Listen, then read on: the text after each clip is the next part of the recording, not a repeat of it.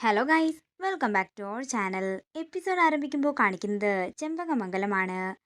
കുഞ്ഞ് കരയുന്നത് കണ്ട് അങ്ങോട്ടേക്ക് വരികയാണ് സാവിത്രി. തുടർന്ന് കുഞ്ഞിനെ നോക്കിക്കൊണ്ട് സാവിത്രി പറയുകയാണ്, എൻ്റെ മകൻ കാർത്തി എന്താണെങ്കിലും ആ മീനാക്ഷിയോട് അടുക്കാനേ പാടില്ല. അതിന് ഈ കുഞ്ഞിനെ തന്നെ വേണം എനിക്ക് ആയുധമാക്കാൻ. അത്രയും പറഞ്ഞുകൊണ്ട് കുഞ്ഞിൻ്റെ പാലും കുപ്പിയെടുത്ത് അടുക്കളയിലേക്ക് പോവുകയാണ് സാവിത്രി. അതിനുശേഷം പാല് തിളപ്പിച്ച് നല്ല ചൂടോടെ തന്നെ പാൽക്കുപ്പിയിലേക്ക് ഒഴിക്കുകയാണ് സാവിത്രി.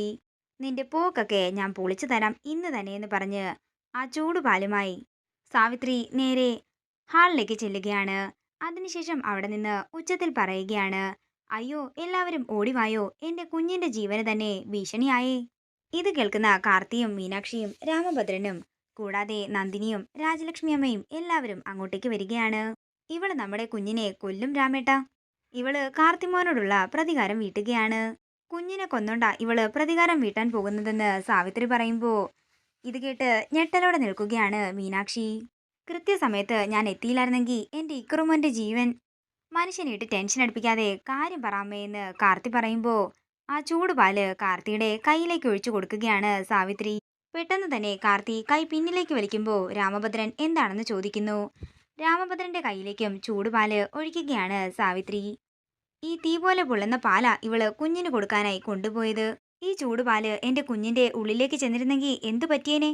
ഇത് കേൾക്കുന്ന മീനാക്ഷി ഞെട്ടലോടെ നിൽക്കുമ്പോ കാർത്തി മീനാക്ഷിയോട് ചോദിക്കുകയാണ്, ഇത്രയും ചൂടുള്ള പാലാണോ നീ എന്റെ കുഞ്ഞിന് കൊടുക്കുന്നത്? അയ്യോ ACP, തിളപ്പിച്ച പാല് നന്നായി തണുപ്പിച്ചതിന് ശേഷം മാത്രമേ ഞാൻ കുഞ്ഞിന് കൊടുക്കാറുള്ളൂ.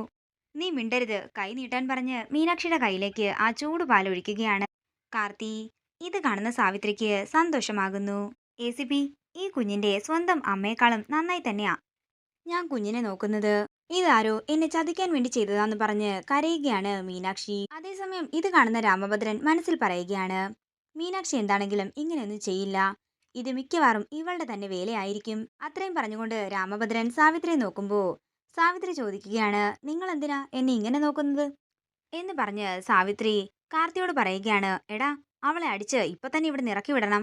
ഇത് കേൾക്കുന്ന കാർത്തി മീനാക്ഷിയോട് പറയുകയാണ്, ഇങ്ങടുത്ത് വാ, നിനക്കുള്ളത് ഞാൻ ഇപ്പൊ തന്നെ തന്നേക്കാം. അങ്ങനെ മീനാക്ഷി പേടിയോടെ കാർത്തിയുടെ മുന്നിൽ ചെന്ന് നിൽക്കുമ്പോ കാർത്തി മീനാക്ഷി അടിച്ച് പുറത്താക്കുന്നതും കാത്തു നിൽക്കുകയാണ് സാവിത്രി. തുടർന്ന് ആ പാലും കുപ്പി മീനാക്ഷിയുടെ കയ്യിലേക്ക് കൊടുത്തിട്ട് കാർത്തി പറയുകയാണ്, ചെന്ന് കുഞ്ഞിന് പാല് തണുപ്പിച്ച് എടുത്തുകൊണ്ട് വാ. അത്രയും പറഞ്ഞ് മീനാക്ഷിയെ നോക്കി ചിരിക്കുകയാണ് കാർത്തി.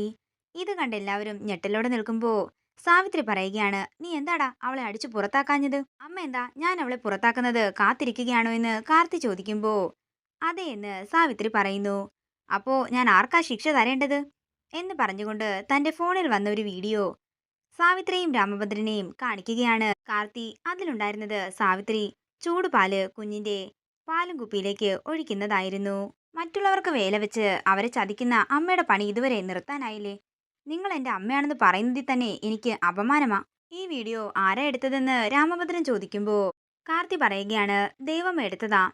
ദേവമ്മ ഈ വീഡിയോ എടുത്തില്ലായിരുന്നെങ്കിൽ ഇപ്പോ മീനാക്ഷിയുടെ സ്ഥിതി എന്തായേനെ? നിങ്ങളെക്കുറിച്ച് ഓർത്തെ എനിക്ക് ലജ്ജയാ തോന്നുന്നത് എന്ന് പറഞ്ഞ ദേഷ്യത്തോടെ കാർത്തി അവിടെ നിന്ന് പോവുകയാണ്. തുടർന്ന് സാവിത്രി ദേഷ്യത്തോടെ പോകാനൊരുങ്ങുമ്പോൾ രാമഭദ്രൻ സാവിത്രിയെ തന്റെ അടുത്തേക്ക് വിളിക്കുകയാണ്. സാവിത്രി അടുത്തേക്ക് ചെല്ലുമ്പോൾ സാവിത്രിയുടെ മുഖമടക്കി ഒന്ന് കൊടുത്തതിനു ശേഷം രാമഭദ്രൻ പറയുകയാണ്, മേലാൽ മീനാക്ഷിയോടുള്ള ദേഷ്യം എന്റെ കുഞ്ഞിനോട് തീർക്കാൻ നിൽക്കരുത്. അതേസമയം മീനാക്ഷി അങ്ങോട്ടേക്ക് വരുമ്പോ രാമഭദ്രൻ പറയുകയാണ്, സാവിത്രിയാണ് ആ പാല് കുപ്പിയിലെടുത്തത്.